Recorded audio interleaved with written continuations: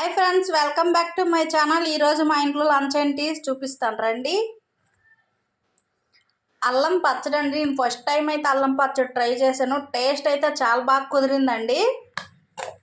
వాటితో పాటు మార్నింగ్ ఉన్న శనగలు మిల్లి మేకల కర్రీ అండి, టమాటా వేసి ఉండేను. వాటితో పాటు సింపుల్గా వైట్ రైస్, వాటితో పాటు మెంతికూర పప్పు అండి. ఆల్మోస్ట్ అయిపోయింది.